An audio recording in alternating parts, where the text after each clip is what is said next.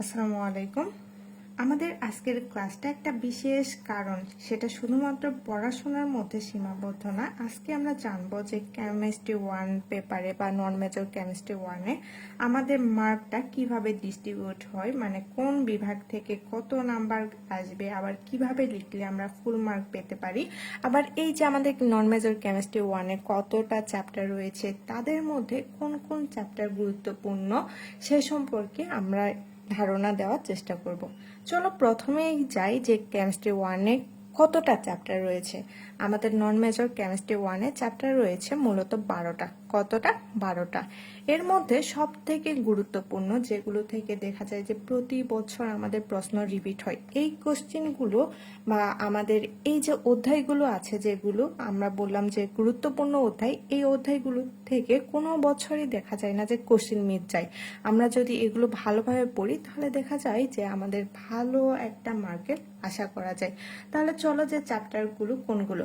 আমাদের মেন যে চ্যাপ্টারগুলো রয়েছে, যে এরকম আমাদের 11 নাম্বার চ্যাপ্টার, 12 নাম্বার চ্যাপ্টার, এই যে 11 নাম্বার চ্যাপ্টার যেটা রয়েছে, সেখান থেকে আমাদের নন মেজর কেমিস্ট্রি 1-এ প্রশ্ন তো থাকেই, তাছাড়াও দেখা যায় আমাদের নামকরণ বা আমাদের দেখা যায় যে এখান থেকেই, মানে এই অধ্যায় থেকে আমাদের বিক্রিয়া অংশটা এসে থাকে।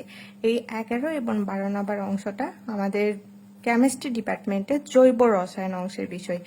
এই জৈব রসায়ন অংশে আমাদের অনেক কোশ্চিন হয়, কারণ এখান থেকে নামকরণ আসে বা বিক্রিয়ার অংশ। এই যে 12 এবং 10 নম্বর চ্যাপ্টার থেকে বিক্রিয়ার অংশটাও আসে। এছাড়াও প্রশ্ন এই 10, 11 এবং 12 নম্বর অধ্যায় থেকে প্রতি বছর হয়। বলতে গেলে এখান থেকে আমরা মূলত যদি ভালোভাবে পড়ি তাহলে দেখা যায় আমাদের 20 থেকে 25 মার্কের অ্যান্সার আমরা এই 10 এবং 12 নম্বর 10 থেকে 12 নম্বর অধ্যায় থেকে পেতে পারি।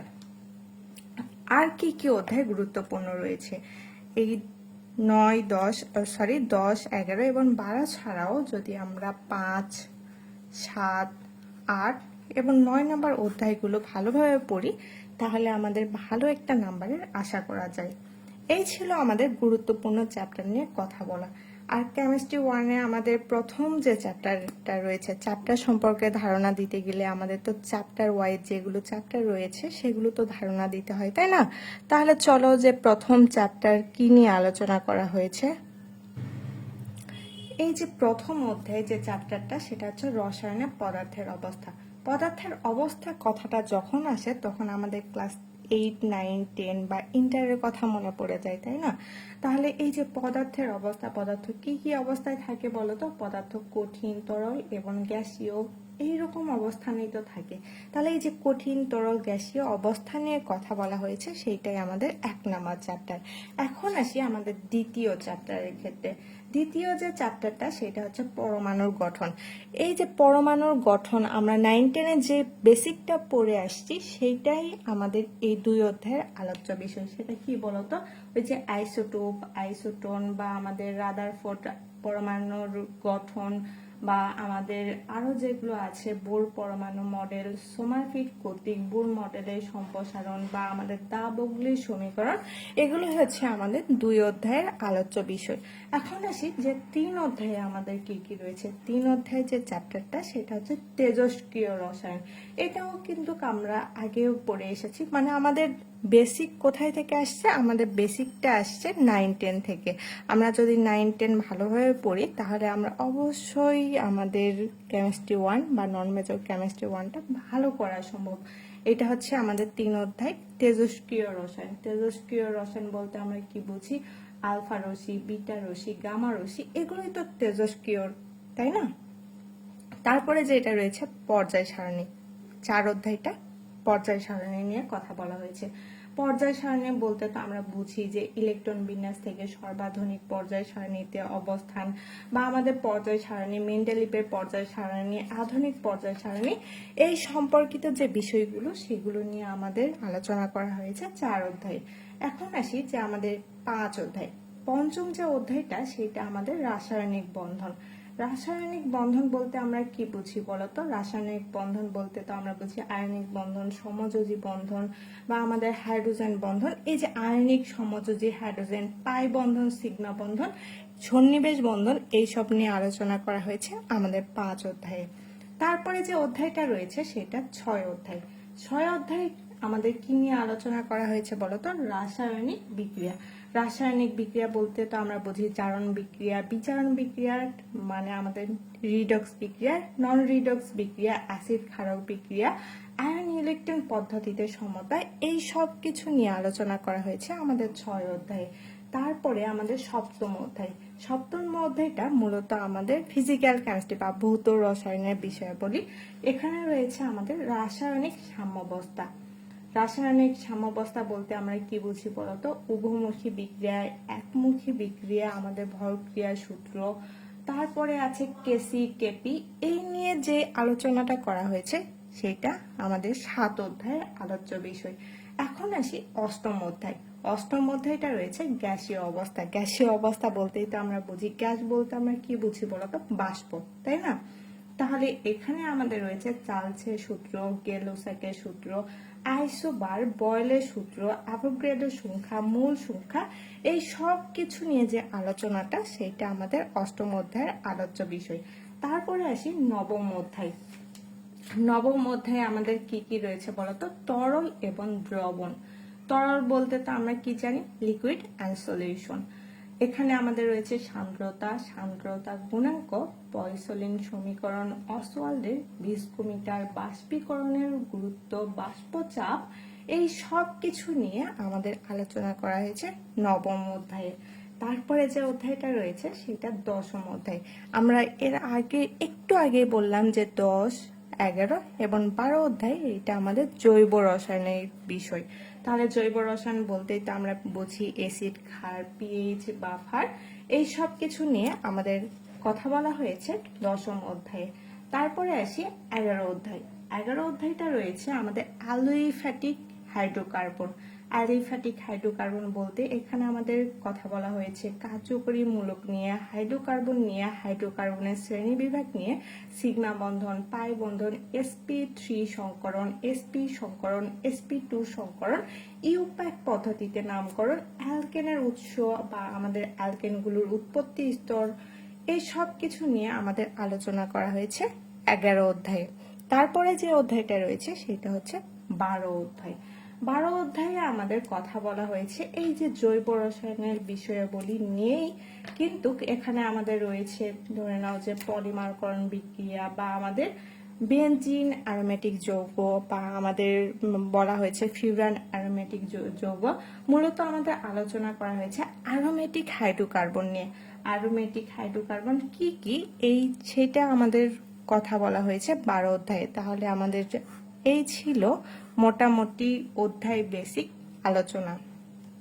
তারপরে আসি যে আমাদের এখান থেকে কিভাবে কোশ্চিন হয়, মানে আমাদের নন মেজর কেমিস্ট্রি 1-এ, আমরা তো নন মেজর কেমিস্ট্রি 1 ফার্স্ট ইয়ারে, তাই না? তো আমরা অনেকেই জানি না যে এখানে কিভাবে অ্যান্সার করতে হয়, কত মার্কসের অ্যান্সার আসে, বা আমাদের ক বিভাগে কত মার্কের অ্যান্সার করব, খ বিভাগে কত মার্কের অ্যান্সার হবে, গ বিভাগে কত মার্কের অ্যান্সার হবে। তাহলে চলো সে সম্পর্কে একটু আলোচনা করে নেই। ক বিভাগ প্রথমে যেটা থাকে সেটাকে আমরা বলি ক বিভাগ। ক বিভাগ যেটা থাকে, ক বিভাগ, এই ক বিভাগটা মূলত কি নিয়ে আলোচনা করা হয় বলতো? অতি সংক্ষিপ্ত প্রশ্নাবলী। যে এরকম ধরে নাও যে একটু আগে কথা বললাম যে আইসোটোপ কি বা আমাদের আইসোবার কি, জৈব রসায়নের যে কোনো টপিকস নিয়ে বলা থাকতে পারে যে এইটা বলতে কি বুঝি, বা এই বিক্রিয়াটা দিয়ে বলতে পারে যে এর উৎপাদটা কিরকম হবে। মানে এটা মূলত বোঝায় ব্রিফ কোশ্চিন, অতি সংক্ষিপ্ত প্রশ্নাবলী। এখানে মূলত আমাদের প্রশ্ন থাকে 12টা। প্রশ্ন কয়টা থাকে? 12টা। 12টার মধ্যে আমাদের লিখতে হয় 10টা। 12র মধ্যে 10। তাহলে প্রতিটা প্রশ্নের মান বন্টন হচ্ছে 1 মার্কস, মানে আমাদের 1 গুণ 10 = 10। তারপরে যেটা রয়েছে সেটা খ বিভাগ। খ বিভাগে মার্ক বন্টনটা কিরকম বলতো? খ বিভাগ যেটা রয়েছে সেটা হচ্ছে সংক্ষিপ্ত প্রশ্ন, মানে আমাদের প্রশ্নটা একটু ছোট পরিমাণে হবে, সেটা আমাদের খ বিভাগে। তাহলে খ বিভাগে মূলত আমাদের প্রশ্ন থাকে 8টা, এবং আমাদের যেটা লিখতে হয় সেটা 5টা প্রশ্নের আমাদের অ্যান্সার করতে হয়। আর প্রতিটা প্রশ্নের মার্ক হচ্ছে 4 মার্ক। তাহলে আমাদের 5টা প্রশ্ন গুণ 4 ইকুয়াল টু আমাদের 20 মার্কের অ্যান্সার করতে হয় খ বিভাগে। তারপরে আসি গ বিভাগের ক্ষেত্রে।